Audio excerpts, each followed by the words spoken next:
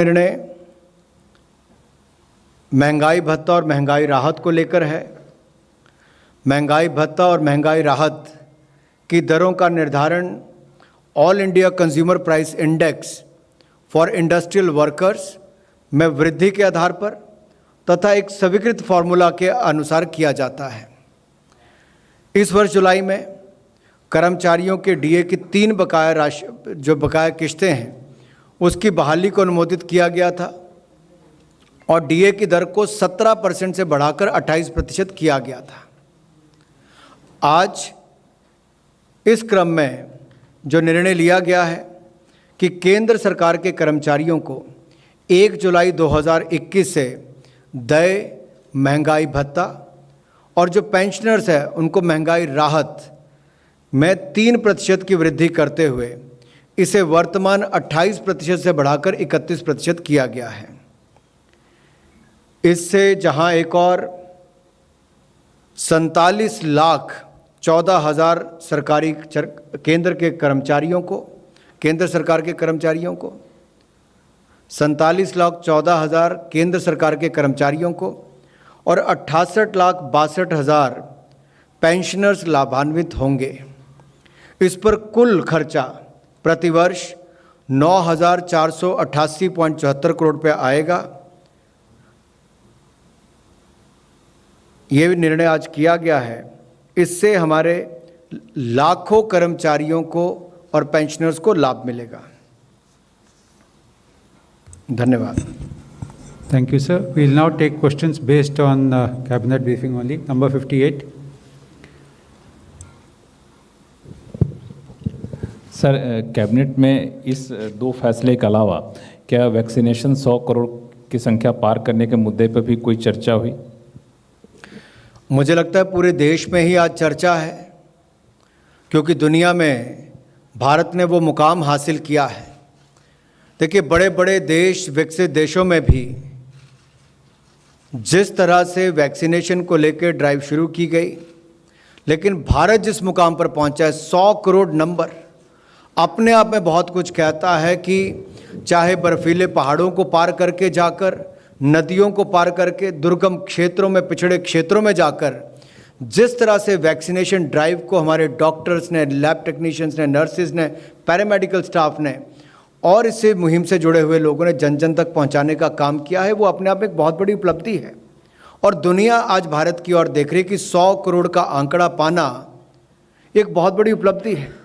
पिछले साल शायद इस समय के दौरान कोई सोच भी ना रहा हो कि क्या होगा, लेकिन चंद महीनों के अंदर 100 करोड़ का आंकड़ा पाना अपने आप में बहुत कुछ कहता है। और जो लोग कल तक ताली और थाली पर मजाक उड़ाते थे, उनके सामने भी आया है।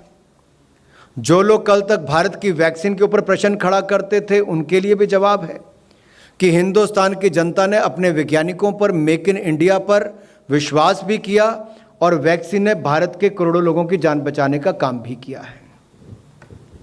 106.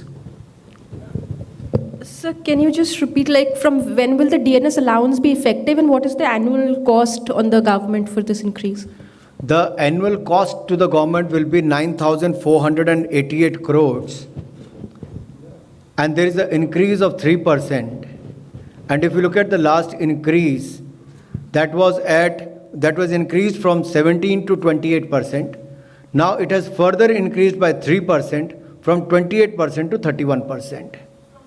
And from 1st of July 2021, it will be implemented. It will be implemented, and 47.14 lakh government employees and 68.62 lakh pensioners will benefit out of this.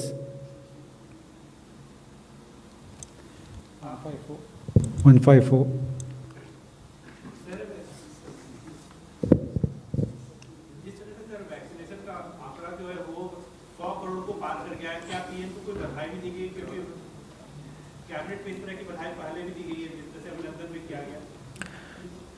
देखिए, सारा देश जानता है कि माननीय प्रधानमंत्री जी ने जिस तरह से महामारी के समय देश को नेतृत्व दिया, राह दिखाई, मुसीबत के समय देश के लोगों के साथ खड़े हुए।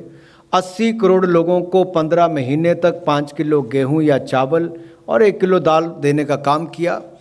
मॉरेटोरियम पीरियड बैंकों के माध्यम से दिया। Emergency credit line guarantee scheme के माध्यम से 3 लाख करोड़ रुपए का इनिशियल स्टेज पर बैंकों के माध्यम से कम ब्याज दर पर पैसा भी दिलाया और TCS TDS में कटौती भी की। बहुत सारे ऐसे कदम उठाए जो आपदा के समय एक एक कदम बड़ा राहत भरा देश के लोगों के लिए था।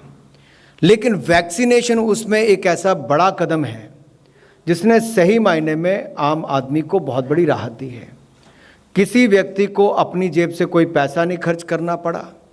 पूरे देश के 18 वर्ष से ज़्यादा की उम्र वाले लोगों के लिए, हर राज्य देश के हर कोने के लिए वैक्सीनेशन उपलब्ध भी करवा कर दी गई और ये एक बड़ी उपलब्धि है। आप में से मित्रों ने बार बार पूछा क्या प्रधानमंत्री जी को बधाई भी दी गई। मुझे लगता है केवल कैबिनेट के साथियों और सहयोगियों की तरफ से ही नहीं, आज पूरा देश कहीं ना कहीं माननीय प्रधानमंत्री जी का धन्यवाद भी करता है, उनको बधाई भी देता है। और ये लोगों की भावनाएं हैं। सबसे बड़ी बात तो है कि लोगों ने आगे बढ़कर वैक्सीनेशन करवाई और फ्रंटलाइन वर्कर्स ने जाकर वैक्सीनेशन की। ये दो बहुत बड़ी बातें हैं और ये तब हुआ जब विश्वास लोगों का मोदी जी पर है और उनके कार्यक्रमों पर है, उनकी नीतियों पर है। 32।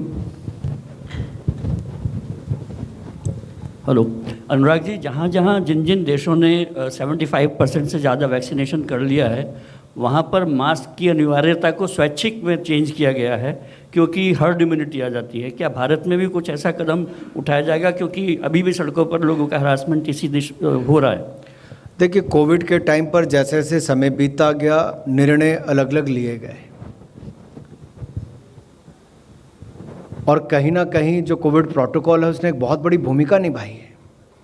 चाहे वो 2 गज की दूरी थी, मास्क पहनना जरूरी था या हाथों को निरंतर साफ करना जरूरी था, इन सब ने एक बहुत बड़ी भूमिका इनिशियल स्टेज पर निभाई। उसके साथ साथ जिस तरह से लोगों को बार बार मेडिकल एक्सपर्ट्स ने गाइड किया वो लागू किए गए, राज्यों ने भी उसको लागू किया।